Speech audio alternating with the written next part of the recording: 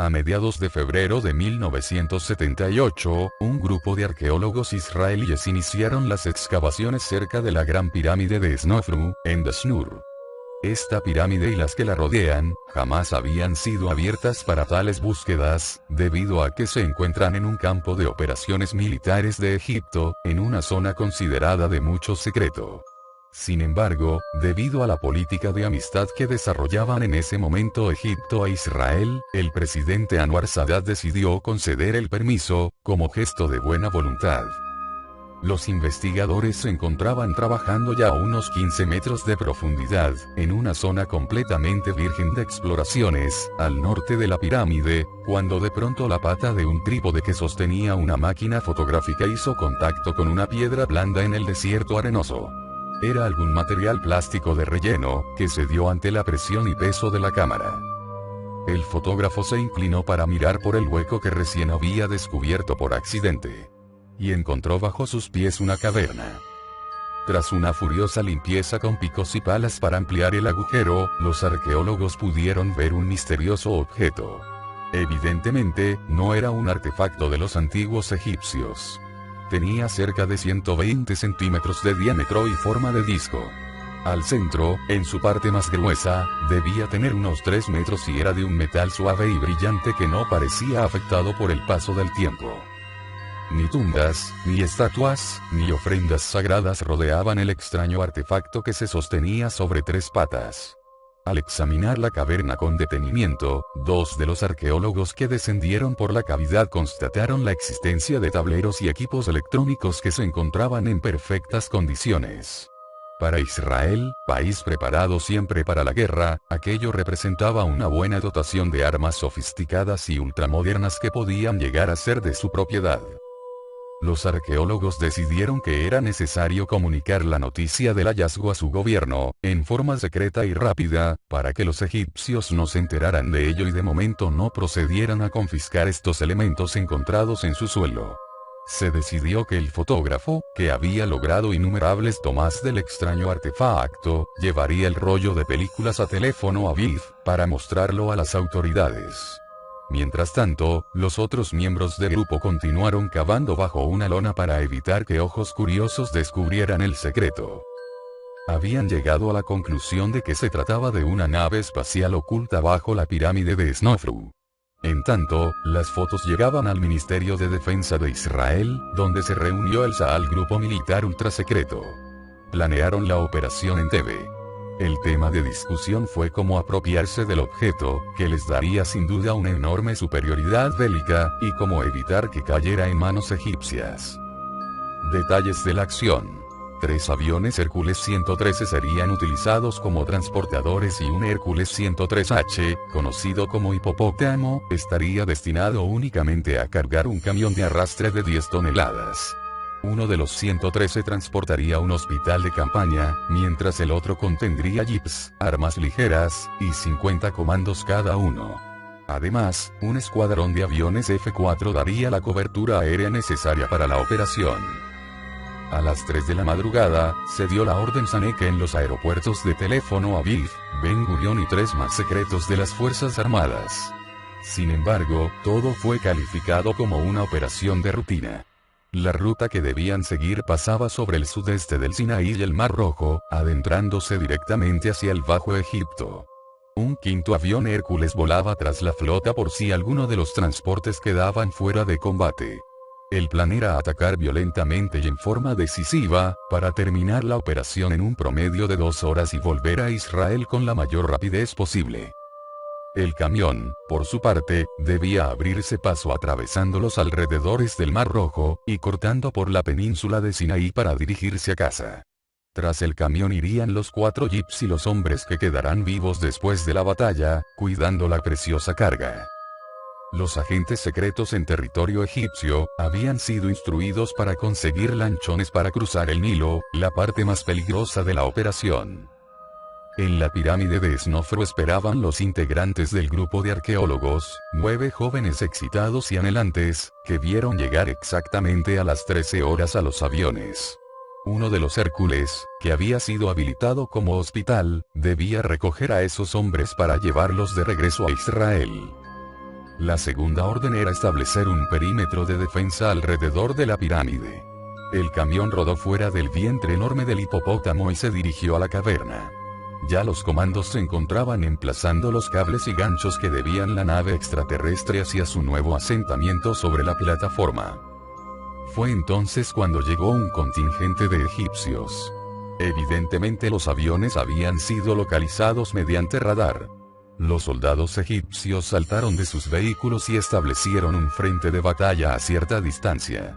Los israelíes, por su parte, enfilaron los morteros y armas ligeras hacia ellos.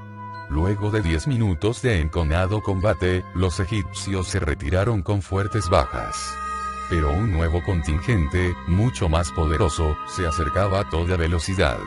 Mientras tanto, se trabajaba febrilmente en los ajustes del ovni sobre la plataforma. La lucha estalló de nuevo.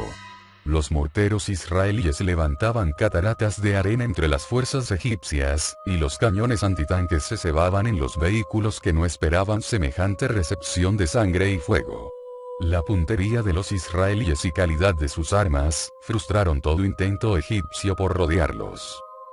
El ovni ya estaba sobre el gigantesco camión. Los jeeps fueron colocados en torno al vehículo, enarbolando sus ametralladoras calibre 50, enfriadas por agua.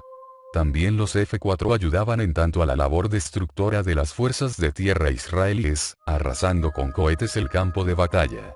Terminada su tarea, los aviones se pusieron en movimiento. Cada uno requería de muy poco espacio para despegar. Y así los hicieron, bajo una verdadera lluvia de balas procedentes de los egipcios. 3 comandos fueron heridos, mientras se ultimaban los preparativos de la partida del camión con la nave espacial a cuestas. 11 más habían muerto. Los egipcios, con base en su superioridad numérica, avanzaban paso a paso, aunque carecían de artillería y muchos yacían muertos o desangrándose sobre las arenas del desierto. Con 15 minutos de atraso sobre el plan establecido, los israelíes decidieron partir. Mientras el convoy cruzaba el Nilo, se informó que los F-4 habían sostenido una cruenta batalla aérea con los MiGs egipcios. Finalmente cruzaron la frontera israelí, los egipcios les siguieron la huella paso a paso, y cada enfrentamiento significó muerte y sangre por ambas partes. La nave espacial, preciosa carga, sirvió muchas veces de refugio a los combatientes para disparar sus armas o para morir.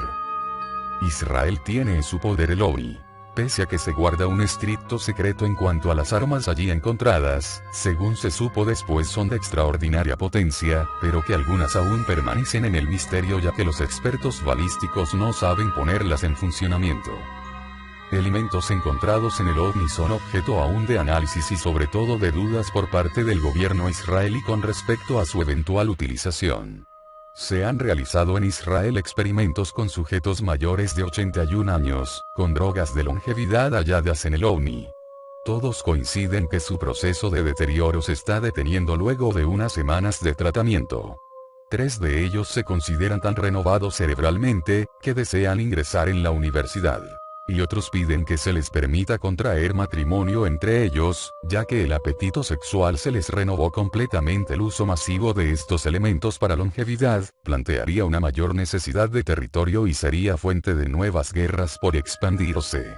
Los arqueólogos israelíes que descubrieron el objeto volante afirman que aún pueden existir más enterrados en las candentes arenas que rodean la pirámide torcida, situada al norte de Snofru.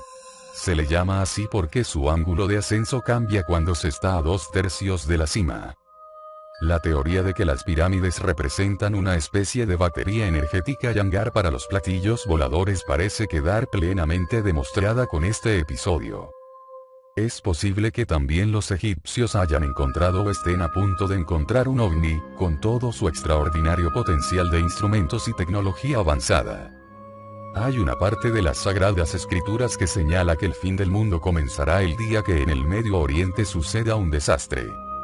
Es posible que los extraterrestres, hace miles de siglos, llegaran a nuestro planeta y visualizaran el futuro con sus aparatos.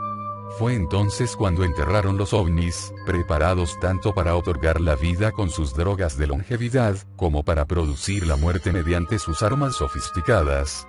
Tal vez, de vuelta a sus remotas galaxias, los extraterrestres decidieron dejarnos la elección a nosotros o quizás dejaron un legado indescifrable para motivar al ser humano a un cambio de actitud y en poco tiempo también se remonte inexorablemente camino a las estrellas. A mediados de febrero de 1978, un grupo de arqueólogos israelíes iniciaron las excavaciones cerca de la Gran Pirámide de Snofru, en Dashur. Esta pirámide y las que la rodean, jamás habían sido abiertas para tales búsquedas, debido a que se encuentran en un campo de operaciones militares de Egipto, en una zona considerada de mucho secreto. Picos y palas para ampliar el agujero, los arqueólogos pudieron ver un misterioso objeto. Evidentemente, no era un artefacto de los antiguos egipcios. Tenía cerca de 120 centímetros de diámetro y forma de disco. Al centro, en su parte más gruesa, debía tener unos 3 metros y era de un metal suave y brillante que no parecía afectado por el paso o la pata de un trípode que sostenía una máquina fotográfica. Hizo contacto con una piedra blanda en el desierto arenoso. Era algún material plástico de relleno, que cedió ante la presión y peso de la cámara. El fotógrafo se inclinó para mirar por el hueco que recién había descubierto por accidente. Y encontró bajo sus pies una caverna. Tras una furiosa limpieza con el tiempo. Ni tumbas, ni estatuas, ni ofrendas sagradas rodeaban el extraño artefacto que se sostenía sobre 3 patas. Al examinar la caverna con detenimiento, 2 de los arqueólogos que descendieron por la cavidad constataron la existencia de tableros y equipos electrónicos que se encontraban en perfectas condiciones. Para Israel, país preparado. Sin embargo, debido a la política de amistad que desarrollaban en ese momento Egipto a Israel, el presidente Anwar Sadat decidió conceder el permiso, como gesto de buena voluntad. Los investigadores se encontraban trabajando ya a unos 15 metros de profundidad, en una zona completamente virgen de exploraciones, al norte de la pirámide, cuando de pronto